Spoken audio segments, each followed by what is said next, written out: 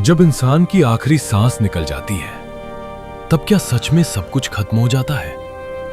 नहीं, गरुड़ पुराण के अनुसार ये अंत नहीं, बल्कि आत्मा की एक नई और रहस्यमय यात्रा की शुरुआत होती है। जैसे ही शरीर निष्क्रिय होता है, आत्मा उससे अलग होकर बाहर निकल जाती है और अपने ही घर में भटकती हुई अपने प्रियजनों को पुकारती है, उन्हें छूने की कोशिश करती है, लेकिन कोई उसे देख या सुन नहीं पाता, क्योंकि अब उसका भौतिक शरीर पीछे छूट चुका होता है। उसी क्षण विकराल और भयावह यमदूत प्रकट होते हैं, जो आत्मा को उसके कर्मों के अनुसार अपने साथ ले जाते हैं।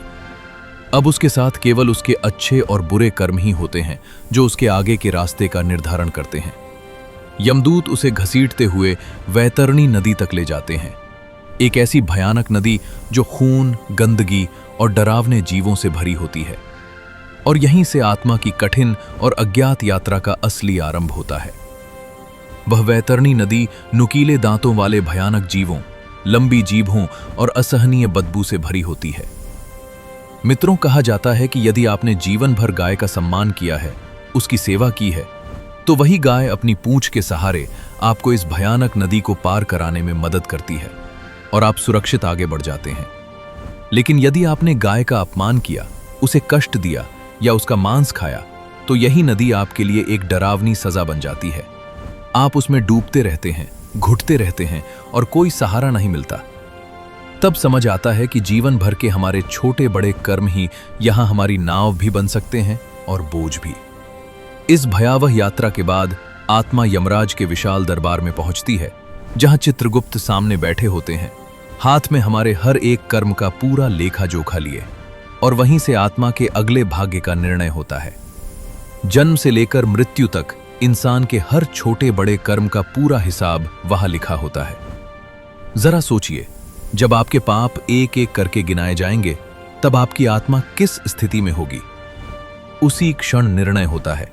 जिसने जीवन में पुण्य किए होते हैं, उसकी आत्मा को स्वर्ग की ओर भेज दिया जाता है, और जिसने पाप किए होते हैं, उसे नरक की भयावह यातनाओं का सामना करना पड़ता है।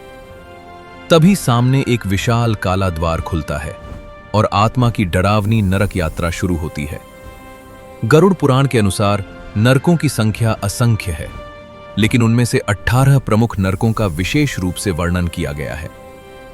मित्रों, आगे बढ़ने से पहले आपसे निवेदन है कि इस महान कथा को अधूरा न छोड़ें, क्योंकि हर एक बात में जीवन को समझने और बदलने की गहरी सीख छिपी हुई है।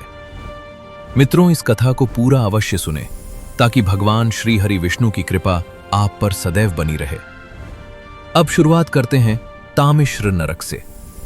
गरुड़ पुराण के अनुसार यदि किसी व्यक्ति ने जीवन में किसी को धोखे से लूटा, उसकी इज्जत छीनी या छल कपट किया, तो उसका ठिकाना इसी भयावह तामिश्र नरक में होता है।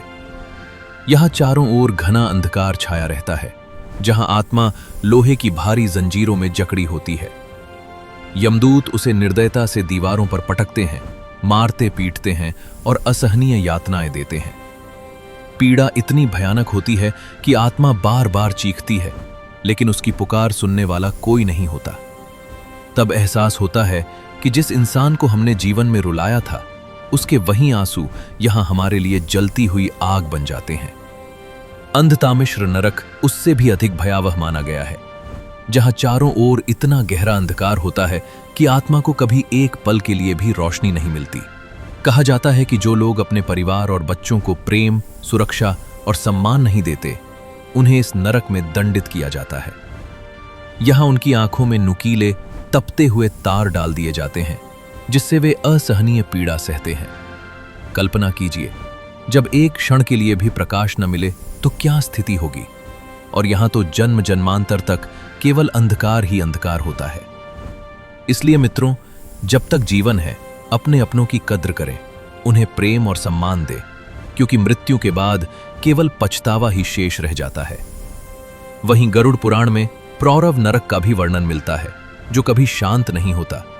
यहां हर क्षण डरावनी चीखें और पीड़ा से भरी आवाजें गूंजती रहती हैं, जो आत्मा को निरंतर भय और कष्ट में डाले रखती हैं। रौरव नरक का वर्णन अत्यंत भयावह रूप में किया गया है, जहां चारों ओर भयंकर और क्रूर जीव रहते हैं, जो पापी आत्माओं को टुकड़े टुकड़े करके नोच नोच कर खाते रहते हैं। ये नरक विशेष रूप से उन लोगों के लिए है जिन्होंने जीवन में किसी निर्दोष को सताया, बेवजह किसी को रुलाया या अपनी शक्ति का दुरुपयोग करके दूसरों पर अत्याचार किया। जरा सोचिए, जब कोई बेबस इंसान आपकी वजह से पीड़ा सहता है तो उसकी चीखें और दर्द यूं ही हवा में नहीं खो जाते। गरुड़ पुराण के अनुसार वही पुकारें आपकी आत्मा का पीछा करती हैं और रौरव नरक में भयानक यातनाओं के रूप में लौटती हैं। इसलिए मित्रों, जीवन में ये हमेशा याद रखें कि यदि हम किसी निर्दोष को कष्ट देंगे तो उसका परिणाम हमें भी भुगतना पड़ेगा। इसीलिए किसी के आंसुओं की वजह बनने के बजाय किसी की मुस्कान बनने की कोशिश करें, क्योंकि यही सच्चा धर्म और मानवता है। मित्रों, कहा जाता है कि महारौरव नरक रौरव से भी कहीं अधिक भयावह होता है, जहां पापी आत्माओं को खौलते हुए तेल से भरे विशाल कड़ाहों में उल्टा लटकाया जाता है। कल्पना कीजिए, जब उबलता हुआ तेल तन और मन को झुलसा देता है, तब आत्मा किस असहनीय पीड़ा से गुजरती होगी। त्वचा फट जाती है, नसें जल जाती हैं और पूरा अस्तित्व तड़प उठता है। फिर भी मृत्यु नहीं आती। आत्मा बार बार उसी दर्द को सहने के लिए मजबूर होती है। ये नरक उन लोगों के लिए बताया गया है जिन्होंने निर्दोषों पर अत्याचार किए, बिना कारण दूसरों को कष्ट दिया और अपने स्वार्थ के लिए किसी का जीवन नरक बना दिया। वही गरुड़ पुराण में कुंभीपाक नरक का भी वर्णन मिलता है, जो विशेष रूप से उन लोगों के लिए है जो अपने माता पिता का अपमान करते हैं, उनकी सेवा नहीं करते या गुरुजनों की आज्ञा का पालन नहीं करते। ऐसे कर्मों का फल अत्यंत कठोर और भयावह बताया गया है। जब ऐसी पापी आत्माएं मृत्यु के बाद यमलोक पहुंचती हैं, तो यमदूत उन्हें पकड़कर खौलते हुए तेल से भरे विशाल कड़ाहों में डाल देते हैं। सोचिए, उबलते तेल में गिरने का वह भयानक क्षण, जहां पूरा तन मन जल उठता है, नसें फटने लगती हैं, फिर भी मृत्यु नहीं आती और आत्मा बार बार उसी असहनीय पीड़ा को सहने के लिए मजबूर होती है। मित्रों, माता पिता और गुरु हमारे जीवन का आधार होते हैं। यदि हम उनका अपमान करते हैं या उनकी सेवा नहीं करते, तो यही कर्म हमें कुंभीपाक नरक जैसी यातनाओं तक पहुंचाते हैं। इसलिए हमेशा याद रखें, माता पिता की सेवा सबसे बड़ा धर्म है और गुरु का सम्मान सबसे बड़ी पूजा। उन्हें प्रसन्न करने का अर्थ है स्वयं ईश्वर को प्रसन्न करना।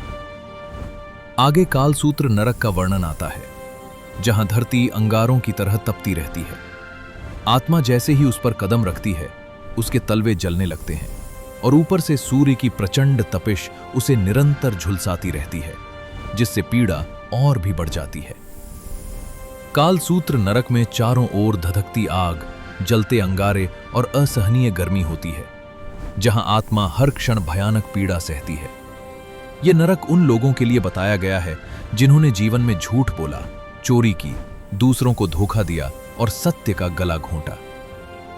जरा सोचिए, जब कोई व्यक्ति झूठी गवाही देकर किसी निर्दोष की जिंदगी बर्बाद कर देता है, तो उसकी आत्मा कितनी कठोर सजा की भागी बनती है। इसलिए हमारे शास्त्र हमेशा यही सिखाते हैं कि परिस्थिति कैसी भी हो, सत्य का साथ कभी नहीं छोड़ना चाहिए, क्योंकि झूठ से भले कुछ समय का लाभ मिल जाए, लेकिन उसका परिणाम आत्मा को भयंकर कष्ट के रूप में भुगतना पड़ सकता है। वहीं असिपत्रवन नरक का वर्णन एक ऐसे डरावने जंगल के रूप में किया गया है, जहां पेड़ों पर पत्तों की जगह तेज धार वाली तलवारें होती हैं और चारों ओर केवल धारदार अस्त्रों से भरा भयावह वातावरण फैला रहता है, जो आत्मा को हर कदम पर पीड़ा देता है। मित्रों, असिपत्रवन नरक विशेष रूप से उन लोगों के लिए बताया गया है जो धर्म के नाम पर पाखंड करते हैं, नकली साधु संत बनकर लोगों को धोखा देते हैं और भोली भाली जनता के विश्वास को तोड़ते हैं।